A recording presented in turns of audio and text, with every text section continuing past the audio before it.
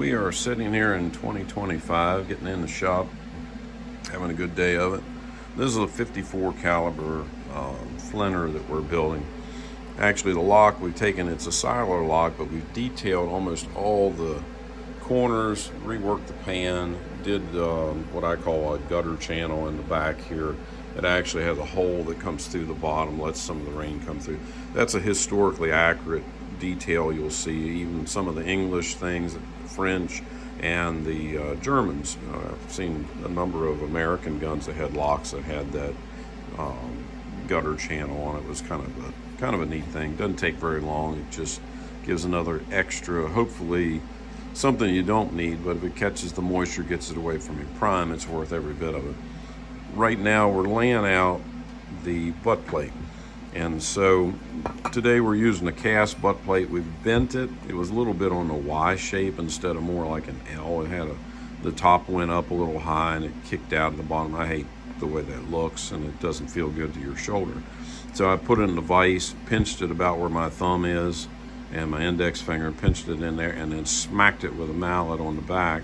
And what that does, it'll bend this corner down, especially if you're using wrought iron or you're using a yellow brass in this case.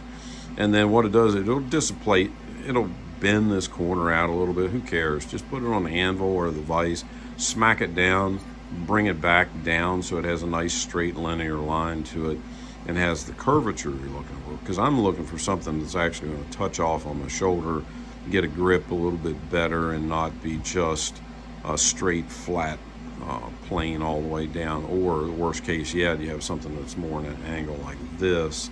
I don't like that at all, because when your gun kicks off, it wants to kick under your arm.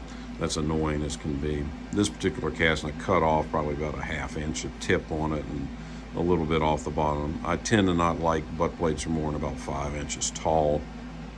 Here I'm laying out the butt plate, which sounds simple because most of the time you would draw this out, or some people would, and cut it here, bring it back and cut down this line here, which is actually this line, but that's not the way I set butt plates. I like having the wood go all the way up inside.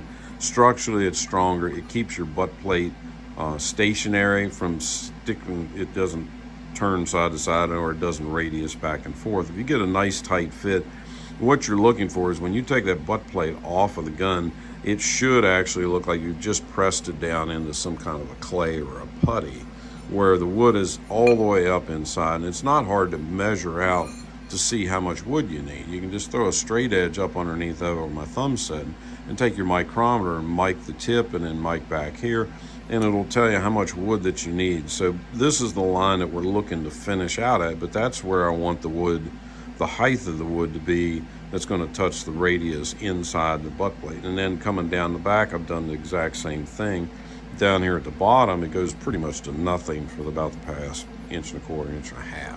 So it's just trying to lay some of this groundwork out.